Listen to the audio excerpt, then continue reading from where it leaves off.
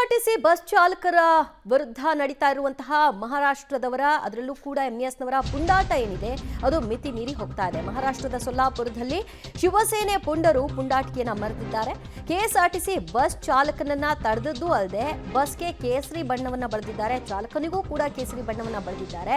ಬಲವಂತವಾಗಿ ಜೈ ಮಹಾರಾಷ್ಟ್ರ ಘೋಷಣೆಯನ್ನ ಕೂಗು ಅಂತ ದುಂಬಾಲು ಬಿದ್ದಿದ್ದಾರೆ. ಇನ್ನೇನು ಮಾಡ್ಲಿಕ್ಕೆ ಸಾಧ್ಯ? ಅಷ್ಟು ಗುಂಪು ಸೇರ್ಕೊಂಡು ಒಬ್ಬ ಚಾಲಕನನ್ನ ಈ ರೀತಿ ಬಲವಂತ ಮಾಡಿದಾಗ ಅನಿವಾರ್ಯವಾಗಿ ಅವರು ಅಲ್ಲಿ ಜೈ ಮಹಾರಾಷ್ಟ್ರ ಜೈ ಕರ್ನಾಟಕ ಅಂತ ಘೋಷಣೆಯನ್ನ ಮೊಳಗಿಸಿ ಅಲ್ಲಿಂದ ಬರುವಂಥದ್ದು. ಇದು ಕೆಎಸ್ಆರ್ಟಿಸಿ ಬಸ್ಗಳು ಯಾವೆಲ್ಲ ಹೋಗುತ್ತೆ ಅದೆಲ್ಲದಕ್ಕೂ ಮಾಡ್ತಾ ಇರುವಂತಹ ಕೆಲಸ.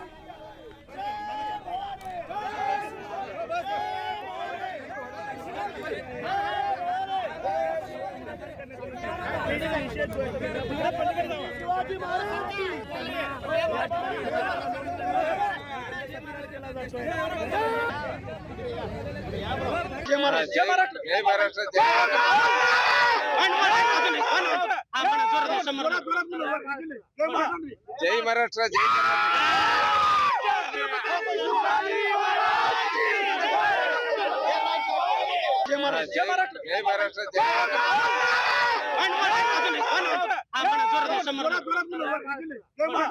जय महाराष्ट्र जय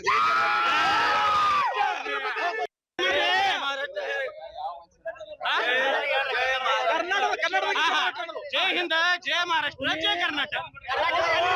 आता मी सांगतो तर हे कर्नाटकी लोक जर जय महाराष्ट्र म्हणत नसतील तर आमची महाराष्ट्र संस्कृती म्हणून आम्ही ते सत्कार केलाय. तर ह्याच्या पुढे सोलापुरात नव्हे तर महाराष्ट्रात जर तुमची एसटी चालवायची असेल तर तुम्हाला जय महाराष्ट्र म्हणावंच लागेल.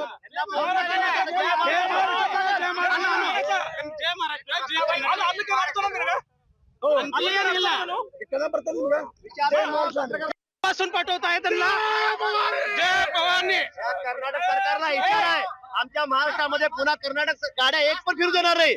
आज आम्ही सन्मानिक वागणूक त्यांना भगवत पासून त्यांना पाठवत आहे. ಮತ್ತಷ್ಟು ಮಾಹಿತಿ ಪಡೆಯೋಣ ನಮ್ಮ ಪ್ರತಿನಿಧಿ ದಿಲೀಪ್ ಕುರುಂದುವಾಡೆಯಿಂದ. ದಿಲೀಪ್, ಕರ್ನಾಟಕ ಭಾಗಕ್ಕೆ ಬಂದಾಗ ಇದೇ ರೀತಿ ಮಾಡೋದೇನು ಕಷ್ಟ ಸಾಧ್ಯವಾ? ದಿವ್ಯಾ, ಪ್ರಮುಖವಾಗಿ ಇದು ಉದ್ದಟತನದ ಪರಮಾವಧಿ ಅಂತಲೇ ಹೇಳ್ಬೋದು. ಯಾಕೆಂತಿದ್ರೆ ಕರ್ನಾಟಕದಿಂದ ಮಹಾರಾಷ್ಟ್ರಕ್ಕೆ ಹೋಗ್ಬೇಕು, ಮಹಾರಾಷ್ಟ್ರದಿಂದ ಕರ್ನಾಟಕ ಹೋಗ್ಬೇಕು. ಬಹುತೇಕ ಬೆಳಗಾವಿ ಇರೋದು, ಬಿಜಾಪುರ, ಬಾಗಲಕೋಟೆ, ಈ ಕಡೆ ಏನು ಒಂದು 5-6 ಜಿಲ್ಲೆಗಳಿದೆ, ಕಲಬುರಗಿ ಜೊತೆಗೆ ಎಲ್ಲವೂ ಜಿಲ್ಲೆಗಳಲ್ಲಿ ಮಹಾರಾಷ್ಟ್ರ ಜನ ಇದ್ದಾರೆ. ಆ ಕಡೆಯೂ ಕೂಡ ಒಂದು 5-6 ಜಿಲ್ಲೆಗಳಲ್ಲಿ ಕರ್ನಾಟಕದವರು ಇದ್ದಾರೆ. ಆದರೆ ಬಂದವರಿಗೆಲ್ಲ ಹೀಗೆ ಮಾಡ್ತೀನಿ ಹಾಗೆ ಮಾಡಂತ ಹೇಳೋದು ಇದೊಂದು ಉದ್ದಟತನ ಪ್ರಶ್ನೆ ಅಂತ ಹೇಳೋದು. ಮತ್ತು ಜೊತೆಗೆ ಶಿವಸೇನೆ ಏನು ಇವತ್ತು ಮಹಾರಾಷ್ಟ್ರದಲ್ಲಿ ನೆಲ ಕೆಚ್ಚಿರುವಂಥದ್ದು ಅವ್ರಿಗೆ ಮಾಡಲಿಕ್ಕೆ ಬೇರೆ ಕೆಲಸ ಅಲ್ಲ. ಹೀಗಾಗಿ ಇಲ್ಲಿ ಒಂದಿಷ್ಟು ಈ ಒಂದು ಬೇಳೆನ ಬೇಯಿಸ್ಕೋಬೇಕು ನಾವು ಹಾಗೆ ಅಂತೇಳಿ ಹೋದಂಥ ಕರ್ನಾಟಕದ ಬಸ್ಗಳನ್ನ ಟಾರ್ಗೆಟ್ ಮಾಡ್ತಾರೆ. ಜೊತೆಗೆ ಏನಂತಂದ್ರೆ ಅಲ್ಲಿ ಜೈ ಮಹಾರಾಷ್ಟ್ರ ಅಂತ ಕೂಗು, ಜೈ ಮಹಾರಾಷ್ಟ್ರ ಅಂತ ಕೂಗು ಅಂತೇಳಿ ಆ ಕಂಡಕ್ಟರ್ ಏನು ಮಾಡಬೇಕು ಅವತ್ತು ಇಷ್ಟೊಂದು ಜನ ಸೇರಿದಾಗ ಜೈ ಮಹಾರಾಷ್ಟ್ರ ಜೈ ಕರ್ನಾಟಕ ಅಂತ ಕೂಗಿರುವಂಥದ್ದು. ಇದು ಪ್ರಮುಖವಾಗಿ ನಮ್ಮ ಏನು ಸರ್ಕಾರಗಳು, ನಮ್ಮ ಏನು ಮುಖಂಡರು, ನಮ್ಮ ರಾಜಕಾರಣಿಗಳು ಗಮನ ವಹಿಸ್ಬೇಕು. ಯಾಕಂತಂದ್ರೆ ಆ ಕಡೆ ಹೋದಾಗ ಯಾವ ಥರ ಇರುತ್ತೆ, ಈ ಕಡೆ ಬಂದಾಗ ಇರ್ತದೆ. ಇಲ್ಲಿ ಏನಂತಾರೆ ಕನ್ನಡಿಗರ ಮೇಲೆ ಏನಂತಂದ್ರೆ ಗುಂಡಾಗಿರಿ ಅವು ಇವು ಕೇಸ್ಗಳನ್ನು ಹಾಕ್ತಾರೆ. ಆ ಕಡೆ ಅವು ಎಷ್ಟೆಲ್ಲ ಮಾಡಿದ್ರು ಕೂಡ ಅಲ್ಲಿ ಪೊಲೀಸರು, ಅಲ್ಲಿ ರಾಜಕಾರಣ ಅವರನ್ನು ಬಿಟ್ಟು ಕಳಿಸ್ತಾರೆ. ಇದೇ ಅವರಿಗೆ ನಮಗೆ ಇರ್ತಕ್ಕಂಥ ಡಿಫ್ರೆನ್ಸ್ ಅಂತಲೇ ಹೇಳ್ಬೋದು. ಇಲ್ಲಿ ಒಂದಿಷ್ಟು ಕಾನೂನು ಕೈಗಳು ತೊಗೊಂಡಿದ್ದಾರೆ ಎಲ್ಲರೂ. ಅಲ್ಲಿ ಏನಿದ್ದಾರೆ ಸೊಲ್ಲಾಪುರದಲ್ಲಿ ಕೂಡ ಆಗಬಾರ್ದು. ಇಷ್ಟು ವರ್ಷಗಳಿಂದ ಕೂಡ ನಾವು ನೋಡ್ತಾ ಇದ್ದೀವಿ ಮಹಾರಾಷ್ಟ್ರದ ಎಲ್ಲ ಕಡೆ, ಕೊಲ್ಲಾಪುರ ಇರ್ಬೋದು, ಪುಣೆ ಇರ್ಬೋದು, ರತ್ನಾಗಿರಿ ಇರ್ಬೋದು, ಎಲ್ಲ ಕಡೆ ಗಲಾಟೆ ಆಗುತ್ತೆ. ಆದರೆ ಸೊಲ್ಲಾಪುರದಲ್ಲಿ ಆಗೋದಿಲ್ಲ. ಯಾಕಂದರೆ 55ರಿಂದ 60% ಏನಂತಂದರೆ ಕನ್ನಡಿಗರ ಅಲ್ಲಿ ನೆಲೆಸಿರುವಂಥದ್ದು.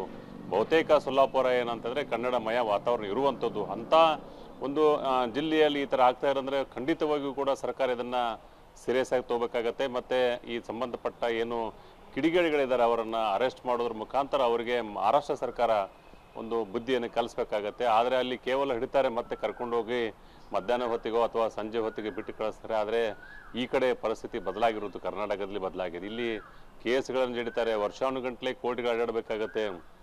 ಇಲ್ಲಿ ಈ ಪರಿಸ್ಥಿತಿ ಇದ್ರೆ ಅಲ್ಲಿ ಡಿಫ್ರೆಂಟ್ ಆಗಿ ಪರಿಸ್ಥಿತಿ ಇರುವಂಥದ್ದು ದಿವ್ಯಾ. ಹೀಗಾಗಿ ಬಹಳಷ್ಟು ಕಡೆ ಈ ಥರ ವರದಿಗಳಾಗ್ತಾ ಇರುವಂಥದ್ದು. ಇನ್ನೂ ಕೂಡ ಮಹಾರಾಷ್ಟ್ರದಲ್ಲಿರ್ತಕ್ಕಂಥ ಬಸ್ಗಳು ಬರಬೇಕಾಗಿದೆ, ನಮ್ಮದು ಹೋಗಬೇಕಾಗಿರುವಂಥದ್ದು. ಅದೆಲ್ಲವನ್ನು ಕೂಡ ಇವತ್ತು ರಾಮಲಿಂಗಾರೆಡ್ಡಿ ಸಚಿವರು ಕೂಡ ಸಿಕ್ಕಿದ್ರು. ಇಲ್ಲ ಅದೊಂದು ವಿಚಾರದಲ್ಲಿ ಇಷ್ಟೊಂದು ಮಾಡಬಾರ್ದಾಗಿತ್ತು, ಹಾಗೆ ಒಂದಿಷ್ಟು ಕ್ಷುಲ್ಲಕ ಕಾರಣಗಳಿವೆಲ್ಲ ಅಂತೇಳಿ ಹೇಳಿದ್ರು ಇದ್ದಾರೆ. ಅವರು ಸೀರಿಯಸ್ ಆಗಿ ತೊಗೊಂಡಿದ್ದಾರೆ, ನಾವು ಸೀರಿಯಸ್ ಆಗಿ ತೊಗೊಂಡಿಲ್ಲ ಅಂತಕ್ಕಂಥ ಕನ್ನಡಿಗರ ವಾದ ಇಲ್ಲಿರುವಂಥದ್ದು ದಿವ್ಯಾ. ಇದು ಸಾರಿಗೆ ಇಲಾಖೆಗೆ ಸಂಬಂಧಪಟ್ಟದ್ದು. ಅವ್ರು ನೋಡ್ಕೊಳ್ಳಿ ಅಂತ ಬೆಳಗಾವಿ ಭಾಗದ ನಾಯಕರುಗಳು ಸುಮ್ಮನೆ ಕೂತಿದ್ದಾರಾ ಏನು? ಇದಾಗ್ತಾ ಇರೋದು ಗಮನಿಸೋಕೆ ಪಾಪ ಅವ್ರಿಗೆ ಅಷ್ಟು ಪುರ್ಸೋತಿಲ್ಲ ಅಂತ ಕಾಣಿಸುತ್ತೆ. ಒಂಚೂರು ವಾಟ್ಸಪ್ ಕಳಿಸ್ಬಿಟ್ಟು ಕೇಳಬೇಕಿತ್ತು, ಏನಿದು ಹಿಂಗೆ, ಇದು ಯಾವಾಗ ಇದಕ್ಕೆ ತಡೆ ಹಾಕ್ತೀರಿ ಅಂತ. ದಿವ್ಯಾ, ಪ್ರಮುಖವಾಗಿ ಬೆಳಗಾವಿ ಜಿಲ್ಲೆ ರಾಜಕಾರಣಿಗಳು ಯಾರೊಬ್ಬರು ಕೂಡ ಇದ್ರ ಬಗ್ಗೆ ಚಕಾರ ಎತ್ತಿಲ್ಲ. ನಿನ್ನೆಂದು ಕೂಡ ಹೇಳ್ತಾ ಇದ್ದೆ ನಾನು. ಅಂತಂದ್ರೆ ಅವ್ರಿಗೆ ಏನು ಆ ಮರಾಠಿ ಮತಗಳ ಪ್ರೇಮವೋ ಅಥವಾ ಇಲ್ಲಿಂದ ಮೂಕ ಏನು ರೋದನಿ ಏನು ಗೊತ್ತಾಗ್ತಾ ಇಲ್ಲ ಅವ್ರಿಗೆ. ಯಾಕೆ ಅಂತಂದ್ರೆ ಜಾನ ಕ್ರೂಢತನ, ಜಾನ ಮೂಕ್ತನ ಪ್ರದರ್ಶನ ಮಾಡ್ತಾರೆ. ಅದು ಅವರ ಇಚ್ಛಾಶಕ್ತಿಯ ಕೊರತೆ ಇರ್ಬೋದು ಅಂತೇಳಿ. ಯಾಕೆ ಇಚ್ಛೆಯನ್ನು ಮಾಡ್ತಾ ಇಲ್ಲ ಅನ್ನೋದನ್ನೇ ಯಕ್ಷ ಪ್ರಶ್ನೆ ಆಗಿರುವಂಥದ್ದು. ಯಾಕೆ ಮಾತಾಡೋದಿಲ್ಲ ಜನ ಅಂತ ಸಚಿವರಂತ ಸಚಿವ್ ಜಾರಕಿಹೊಳಿ ಮಾತಾಡಿದ್ರೆ, ಇವತ್ತು ಲಕ್ಷ್ಮೀ ಹೆಬ್ಬಾಳ್ಕರ್ ಕೂಡ ಮಾತಾಡಿದ್ದಾರೆ. ಏನಂದ್ರೆ ಅಲ್ಲಿರ್ತಕ್ಕಂಥ CPI ಅವರ ತಪ್ಪಿದೆ, CPI ತಪ್ಪಿನಿಂದ ಈ ಥರ ಆಗಿದೆ ಹಾಗೆ ಅಂಥೇಳಿ ಒಂದೇನು ಕನ್ನಡದ ಕಣ್ಣೀರು ಹಾಕಿರೋಂಥ ಕಂಡಕ್ಟರ್ ಮೇಲಿನ ಕೇಸ್ ಆಗಿ ಆ ವಿಚಾರದಲ್ಲಿ ಸಚಿವರು ಒಂದು ಹೇಳಿಕೆಯನ್ನು ಕೊಟ್ಟಿದ್ದಾರೆ. ಅದು ಬಿಟ್ಟರೆ ಬಹುತೇಕ ಬೇರೆ ಯಾವುದು ಜಿಲ್ಲೆಯಲ್ಲಿ 18 ಜನ MLAಗಳಿದ್ದಾರೆ, 2-3 ಜನ MP ಗಳಿದ್ದಾರೆ, ಯಾರೋ ಒಬ್ಬರು ಕೂಡ ಚಕ್ಕಾರ ಎತ್ತಲ್ಲ. ಯಾಕೆ ಅಂತಂದ್ರೆ ಇದೊಂದು ಏನಂತಂದ್ರೆ ಸ್ಪಷ್ಟವಾದ ರಾಜಕಾರಣ ಅಂತಲೇ ಹೇಳ್ಬೋದು. ಯಾಕಂದ್ರೆ ಮರಾಠಿ ಮತಗಳ ಪ್ರೀತಿಯೋ ಅಥವಾ ಇಚ್ಛಾಶಕ್ತಿಯ ಕೊರತೆಯೋ ಗೊತ್ತಿಲ್ಲ, ಆದರೂ ಯಾರು ಕೂಡ ಮಾತಾಡ್ತಾ ಇರೋದು ಬಹಳಷ್ಟು ವಿಷಾದನೀಯ ಸಂಗತಿ. Divya, right, thank you Dileep ನಿಮ್ಮೆಲ್ಲ ಮಾಹಿತಿಗೆ. पासून पाठवताय त्यांना. जय भवानी. कर्नाटक सरकारला इशारा आहे, आमच्या महाराष्ट्रामध्ये पुन्हा कर्नाटक गाड्या एक पण फिरू देणार नाही.